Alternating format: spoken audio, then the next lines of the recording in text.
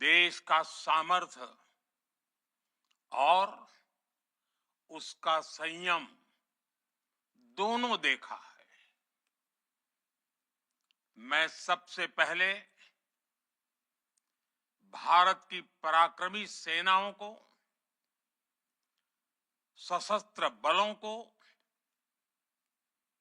हमारी खुफिया एजेंसियों को,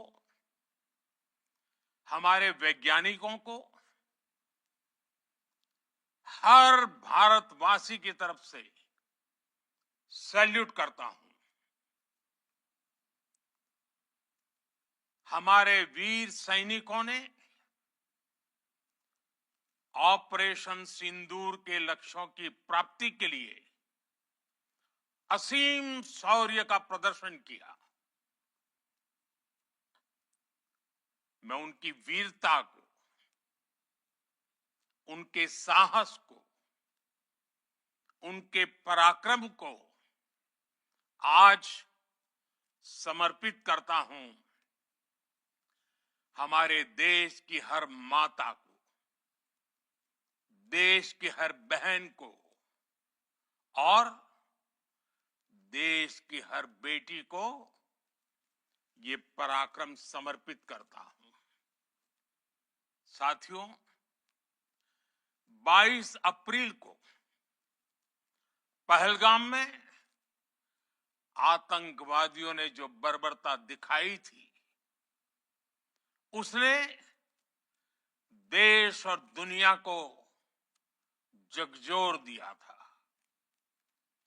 छुट्टियां मना रहे निर्दोष मासूम नागरिकों को धर्म पूछकर उनके परिवार के सामने, उनके बच्चों के सामने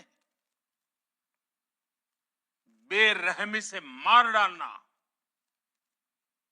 यह आतंक का बहुत विभत्स चेहरा था, क्रूरता थी।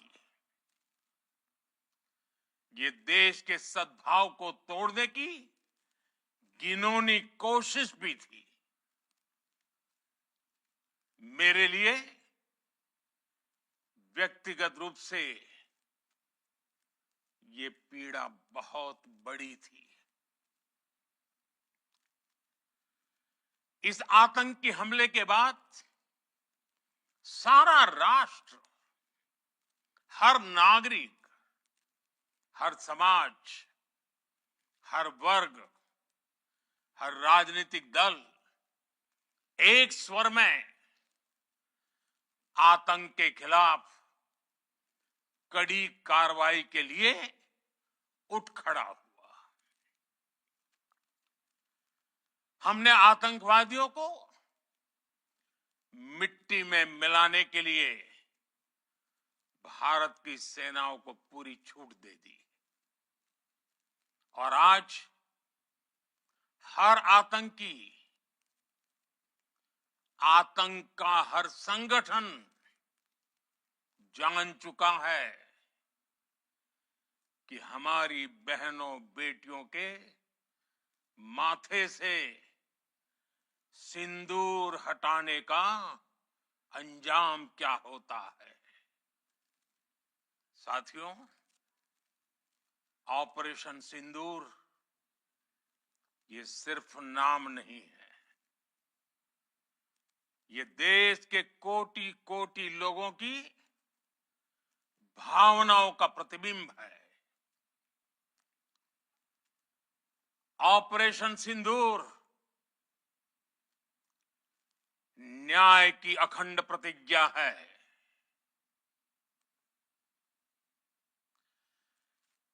6 मई की देर रात, 7 मई की सुबह पूरी दुनिया ने इस प्रतिज्ञा को परिणाम में बदलते देखा है। भारत की सेनाओं ने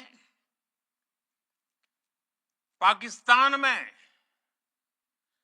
आतंक के ठिकानों पर उनके ट्रेनिंग सेंटर्स पर सटीक प्रहार किया।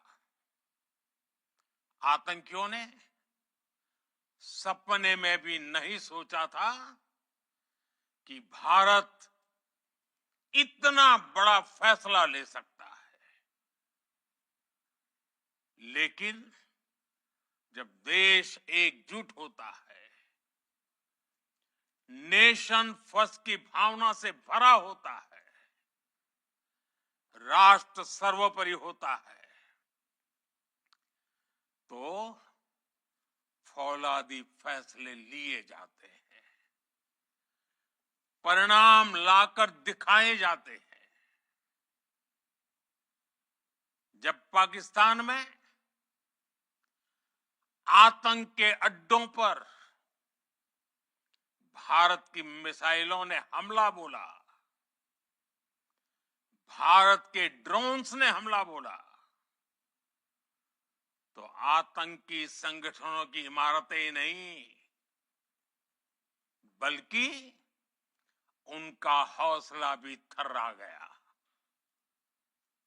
बहावलपुर और मुरिद के जैसे आतंकी ठिकाने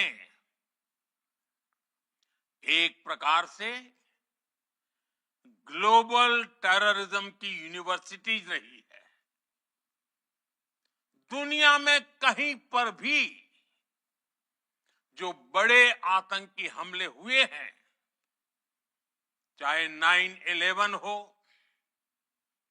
चाहे लंदन ट्यूब बॉम्बिंग हो, या भारत में दशकों से जो बड़े बड़े आतंकी हमले हुए हैं, उन सब के तार कहीं ना कहीं आतंक के इन्हीं ठिकानों से जुड़ते रहे हैं।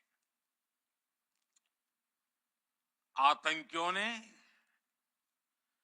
हमारी बहनों का सिंदूर उजाड़ा था, इसलिए भारत ने आतंक के ये हेडक्वार्टर्स उजाड़ दिए। भारत के इन हमलों में 100 से अधिक खूंखार आतंकवादियों को मौत के घाट उतारा गया है। आतंक के बहुत सारे आका बीते 2.5-3 दशकों से खुलेआम पाकिस्तान में घूम रहे थे, जो भारत के खिलाफ साजिशें करते थे। उन्हें भारत ने एक झटके में खत्म कर दिया। साथियों, भारत की इस कार्रवाई से पाकिस्तान घोर निराशा में गिर गया था, हताशा में गिर गया था, बौखला गया था। और इसी बौखलाहट में उसने एक और दुस्साहस किया। आतंक पर भारत की कार्रवाई का साथ देने के बजाय पाकिस्तान ने भारत पर ही हमला करना शुरू कर दिया। पाकिस्तान ने हमारे स्कूलों, कॉलेजों को, गुरुद्वारों को, मंदिरों को, सामान्य नागरिकों के घरों को निशाना बनाया। पाकिस्तान ने हमारे सैन्य ठिकानों को निशाना बनाया। लेकिन इसमें भी पाकिस्तान खुद बेनकाब हो गया। दुनिया ने देखा कि कैसे पाकिस्तान के ड्रोन्स, पाकिस्तान की मिसाइलें भारत के सामने तिनके की तरह बिखर गई। भारत के सशक्त एयर डिफेंस सिस्टम ने उन्हें आसमान में ही नष्ट कर दिया। पाकिस्तान की तैयारी सीमा पर वार की थी, लेकिन भारत ने पाकिस्तान के सीने पर वार कर दिया। भारत के ड्रोन्स, भारत की मिसाइलों ने सटीकता के साथ हमला किया। पाकिस्तानी वायुसेना के उन एयरबेस को नुकसान पहुंचाया, जिस पर पाकिस्तान को बहुत घमंड था। भारत ने पहले 3 दिनों में ही पाकिस्तान को इतना तबाह कर दिया जिसका उसे अंदाजा भी नहीं था। इसलिए भारत की आक्रामक कार्रवाई के बाद पाकिस्तान बचने के रास्ते खोजने लगा। पाकिस्तान दुनिया भर में तनाव कम करने के लिए गुहार लगा रहा था और बुरी तरह पीटने के बाद इसी मजबूरी में 10 मई की दोपहर को पाकिस्तानी सेना ने हमारे डीजीएमओ को संपर्क किया। तब तक हम आतंकवाद के इंफ्रास्ट्रक्चर को बड़े पैमाने पर तबाह कर चुके थे। आतंकियों को मौत के घाट उतार दिया गया था। पाकिस्तान के सीने में बसाए गए आतंक के अड्डों को हमने खंडहर बना दिया था। इसलिए जब पाकिस्तान की तरफ से गुहार लगाई गई, पाकिस्तान की तरफ से जब ये कहा गया कि उसकी ओर से आगे कोई आतंकी गतिविधि और सैन्य दुस्साहस नहीं दिखाया जाएगा, तो भारत ने भी उस पर विचार किया। और मैं फिर दोहरा रहा हूं, हमने पाकिस्तान के आतंकी और सैन्य ठिकानों पर अपनी जवाबी कार्रवाई को अभी सिर्फ स्थगित किया है। आने वाले दिनों में हम पाकिस्तान के हर कदम को इस कसौटी पर मापेंगे कि वो क्या रवैया अपनाता है। साथियों, भारत की तीनों सेनाएं, हमारी एयरफोर्स, हमारी आर्मी और हमारी नेवी, हमारी border security force BSF, Bharat के अर्धसैनिक बल लगातार अलर्ट पर है। सर्जिकल स्ट्राइक और एयर स्ट्राइक के बाद अब ऑपरेशन सिंदूर आतंक के खिलाफ भारत की नीति है। ऑपरेशन सिंदूर ने आतंक के खिलाफ लड़ाई में एक नई लकीर खींच दी है, एक नया पैमाना, न्यू नॉर्मल तय कर दिया है। पहला, भारत पर आतंकी हमला हुआ तो मुंह तोड़ जवाब दिया जाएगा। हम अपने तरीके से, अपनी शर्तों पर जवाब देकर रहेंगे। हर उस जगह जाकर कठोर कार्रवाई करेंगे जहां से आतंक की जड़ें निकलती हैं। दूसरा,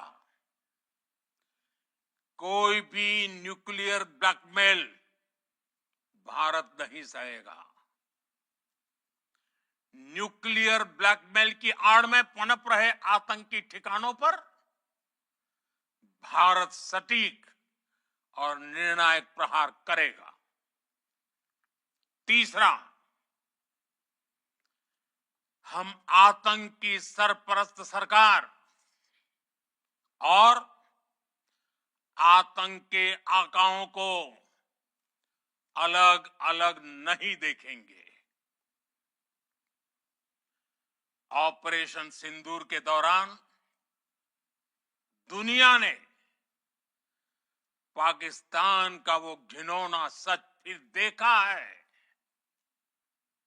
जब मारे गए आतंकियों को विदाई देने पाकिस्तानी सेना के बड़े बड़े अफसर उमड़ पड़े। स्टेट स्पॉन्सर्ड टेररिज्म का ये बहुत बड़ा सबूत है। हम भारत और अपने नागरिकों को किसी भी खतरे से बचाने के लिए लगातार निर्णायक कदम उठाते रहेंगे। साथियों, युद्ध के मैदान पर हमने हर बार पाकिस्तान को धूल चटाई है और इस बार ऑपरेशन सिंदूर ने नया आयाम जोड़ा है।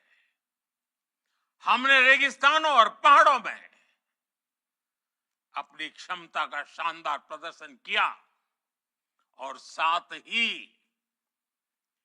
न्यू एज वॉरफेयर में भी अपनी श्रेष्ठता सिद्ध की। इस ऑपरेशन के दौरान हमारे मेड इन इंडिया हथियारों की प्रामाणिकता सिद्ध हुई। आज दुनिया देख रही है 21वीं सदी के वॉरफेयर में made in India defence equipments, इसका समय आ चुका है। साथियों, हर प्रकार के आतंकवाद के खिलाफ हम सभी का एकजुट रहना, हमारी एकता हमारी सबसे बड़ी शक्ति है। निश्चित तौर पर ये युग युद्ध का नहीं है, लेकिन ये युग आतंकवाद का भी नहीं है। टेररिज्म के खिलाफ जीरो टॉलरेंस, ये एक बेहतर दुनिया की गारंटी है। साथियों, पाकिस्तानी फौज, पाकिस्तान की सरकार जिस तरह आतंकवाद को खाद पानी दे रहे हैं, वो एक दिन पाकिस्तान को ही समाप्त कर देगा। पाकिस्तान को अगर बचना है तो उसे अपने टेरर इंफ्रास्ट्रक्चर का सफाया करना ही होगा। इसके अलावा शांति का कोई रास्ता नहीं है। भारत का मत एकदम स्पष्ट है। टेरर और टॉक एक साथ नहीं हो सकते। टेरर और ट्रेड एक साथ नहीं चल सकते और पानी और खून भी एक साथ नहीं बह सकता। मैं आज विश्व समुदाय को भी कहूंगा, हमारी घोषित नीति रही है, अगर पाकिस्तान से बात होगी तो टेररिज्म पर ही होगी। अगर पाकिस्तान से बात होगी तो पाक ऑक्युपाइड कश्मीर पीओके उस पर ही होगी। प्रिय देशवासियों, आज बुद्ध पूर्णिमा है। भगवान बुद्ध ने हमें शांति का रास्ता दिखाया है। शांति का मार्ग भी शक्ति से होकर जाता है। मानवता शांति और समृद्धि की तरफ बढ़े, हर भारतीय शांति से जी सके, विकसित भारत के सपने को पूरा कर सके, इसके लिए भारत का शक्तिशाली होना बहुत जरूरी है। और आवश्यकता पड़ने पर इस शक्ति का इस्तेमाल भी जरूरी है। और पिछले कुछ दिनों में भारत ने यही किया है। मैं एक बार फिर भारत की सेना और सशस्त्र बलों को सैल्यूट करता हूं। हम भारतवासी के हौसले, हर भारतवासी का एकजुटता का शपथ, संकल्प, मैं उसे नमन करता हूं। बहुत बहुत धन्यवाद। भारत माता की जय। भारत माता की जय। भारत माता की जय।